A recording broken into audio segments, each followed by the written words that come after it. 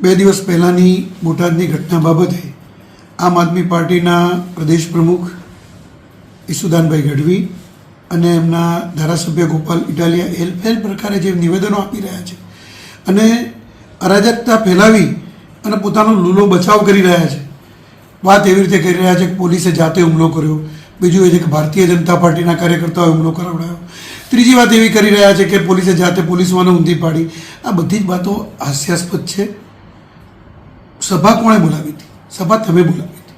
ગુજરાતના ભોળા ખેડૂતોને ફસાવી આવી રીતે સભા બોલાવી અને પછી એની ઉપર જાતે ને જાતે હુમલો કરવો, આ બધા જ વિડીયો છે.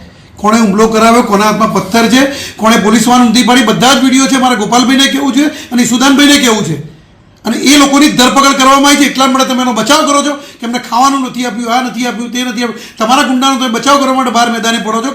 ખોટી રીતે ગુજરાતના ખેડૂતોને ફસાવો છો. એક જાતની નક્સલિસ્ટ પ્રકારની પ્રવૃત્તિઓ તમે કરી રહ્યા છો અને ગુજરાતની શાંતિને ડોળવાનો મોટામાં મોટો પ્રયાસ તમે કરી રહ્યા છો.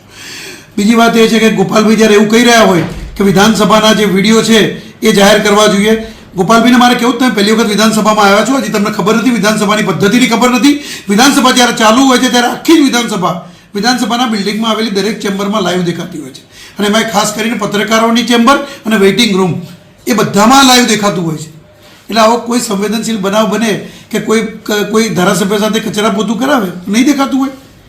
માત્ર ને માત્ર ગુજરાતની અંદર તમે ખોટા ગપગોળા ફેલાવવાના અને ગપગોળા ફેલાવીને ગુજરાતના તમે એવું માનો છો ગુજરાતના લોકોને ખબર નથી પડતી? બધી ખબર પડે છે કે તમે ગપગોળા ફેલાવી રહ્યા છો. અને હું તો તમને કહું, તમારી જોડે કોઈ એવી સાબિતી હોય તો મને બતાવો. એટલે વિધાનસભાના પહેલાં તમે પદ્ધતિ જાણો, વિધાનસભાનો ઇતિહાસ ભૂગોળ જાણો અને પછી તમે આવા નિવેદનો આપો. એવું મારું ગોપાલભાઈને પણ કહેવું છે કે હજી નવા છો એટલે પહેલાં બધું જાણી લો. બીજું કે આવી રીતે તમે અપમાન ખાલી વિધાનસભાનું નહીં, ધારાસભ્યનું અને ભારતના બંધારણ મુજબ જે વિધાનસભા રચાઈ છે એ વિધાનસભાનું, આખા વિધાનસભાનું તમે અપમાન કરી રહ્યા છો. કોઈ પક્ષનો ધારાસભ્ય નથી હોતો, ત્યાં હોય છે એ દરેક પોતાના વિસ્તારનો પ્રતિનિધિ હોય છે અને એની અંદર દરેક પ્રતિનિધિને બોલવાની છૂટ હોય છે. તમને બોલવાની છૂટ નથી, તમે બોલી શકતા હતા અને બોલો છો તમે. એટલે એવા અમે એવું નથી કહેતા કે તમે ભાજપના ધારાસભ્યોને ન બોલી શકાય. એટલે પહેલાં નીતિ નિયમો જાણવા યાર. ધારાસભ્ય બન્યા પછી નીતિ નિયમો જાણી અને પછી નિવેદનો કરવા. અને જ્યારે તમે આ બધી વાતો કરો છો, તમે કઈ પ્રવૃત્તિઓમાં ફસાયેલા છો તમને નથી ખબર. ભૂતકાળની પર તમારી પર કેટલા કેસો થયેલા છે, તમારા બોલવાનું શું છે, તમારા મારામારી તમે કેટલી કરી ચૂકેલા છો. અને આ જ ઈસુદાનભાઈ દારૂ પીને ભારતીય જનતા પાર્ટીના કમલમ કાર્યાલય પર હુમલો કરી ચૂક્યા છે અને એનો કેસ હજુ પણ ચાલુ છે અને FSLમાં સાબિત પણ થયેલું છે કે ઈસુદાનભાઈએ દારૂ પીધો હતો. તમારા એક નેતાનું હમણાં મેં નિવેદન જોયું કે જાહેરમાં નિવેદન આપતા હતા કે ગુજરાતની અંદર દારૂબંધી ન હોવી જોઈએ. તમે આવા તમારા નેતાઓને પહેલાં સંભાળો, પછી બીજી વાત કરો. કારણ કે તમે જે પ્રમાણે કેજરીવાલે કર્યું એ જ પ્રમાણે તમે ગુજરાતમાં જઈ રહ્યા છો. પણ ગુજરાતની જનતા જાણે છે અને હજી સુધી તમારા હાથમાં કશું આવ્યું નથી. જે સીટ 2022માં આવી હતી ને એ તમે જાળવી રાખી છે. નવું કશું મળ્યું નથી તમને. અને ગુજરાતની જનતા તમારી સાથે હોત તો કડીની સીટે તમારી જોડે આવી હોત.